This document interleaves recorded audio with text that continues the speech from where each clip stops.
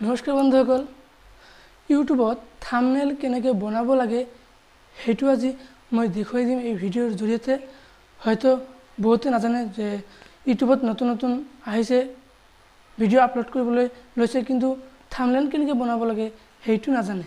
মই এই ভিডিঅ'টোৰ জৰিয়তে দেখুৱাই দিম কেনেকৈ থাম্বনেল বনাব লাগে। A to Z ভিডিঅ'টো চাই থাকক। প্ৰথমতে হোম স্ক্ৰীন ওলাই ল'ব, লোৱাৰ পিছত প্লে ষ্টৰত যাব। যোৱাৰ পিছত ইয়াতে সাৰ্চ কৰিব পিক্সাৰ আৰ্ট। কৰাৰ পিছত মাজত ক্লিক কৰিব। মোৰ যেহেতু ডাউনলোড কৰা আছে, মই এতিয়া বেক কৰিম। কৰাৰ পিছত ডাইৰেক্ট গেলাৰীত যাব। গেলাৰীত যোৱাৰ পিছত কেনেকৈ বনাব লাগে ফটো দেখুৱাই দিম। এটা গ্ৰীণ স্ক্ৰীন ল'ম, বেকগ্ৰাউণ্ড লোৱাৰ পিছত ডাইৰেক্ট শ্বেয়াৰ কৰি পিক্সাৰ আৰ্টত যাম। যোৱাৰ পিছত অলপ ব্ৰাইটনেছ বঢ়াই দিম যাতে পিক্সাৰটো চোৱাত ভাল লাগে। এতিয়া ফটোশ্বপত যাম। টেক্সটত গৈ লিখিম আপোনালোকে কেনেকৈ বনাব।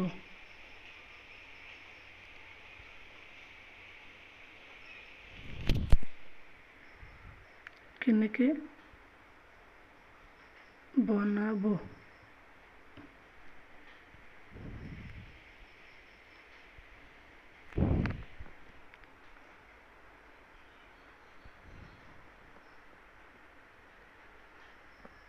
হল, এতিয়া অলপ ডাঙৰ কৰিম। কৰাৰ পিছত কালাৰ বেলেগ কৰিম। এতিয়া ফন্ট আছে, কালাৰ আছে, লাইন কালাৰ আছে। এতিয়া মই ৰঙা ৰং কৰিম। তাৰপিছত লাইন কালাৰটো অলপ ক'লা দিম। তাৰ পিছত সেভ কৰি ল'ম। এনেকৈ লোৱাৰ পিছত সেভ হ'ল। এতিয়া আমি আকৌ ফটোশ্বপত যাম, এডিট ফটোশ্বপ। তাৰপিছত মই ফটো বনাইছোঁ আগতে, সেইটো এডিট কৰিম। কৰাৰ পিছত অলপ ডাঙৰ কৰিম, ডাঙৰ কৰি মিলাই ল'ম। মিলাই লোৱাৰ পিছত আকৌ সেভ কৰিম। ওপৰত ৰাইট চিনত ক্লিক কৰিম।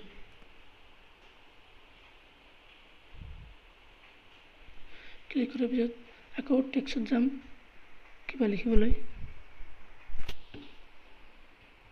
সম্পূৰ্ণকৈ চাই থাকক ভিডিঅ'টো, তেনেহ'লে শিকিব পাৰিব।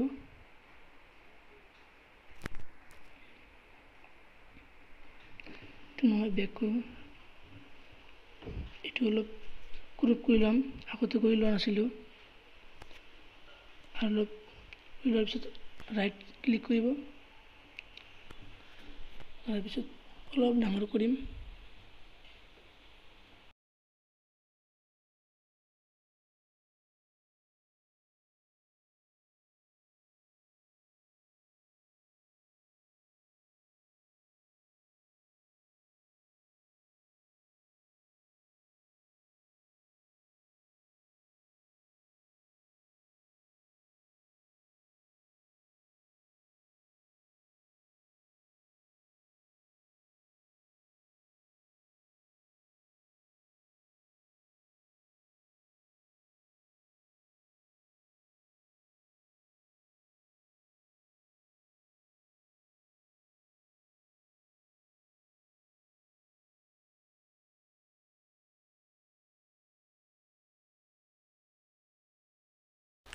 আশা কৰোঁ ভিডিঅ'টো চাই ভালে পালে।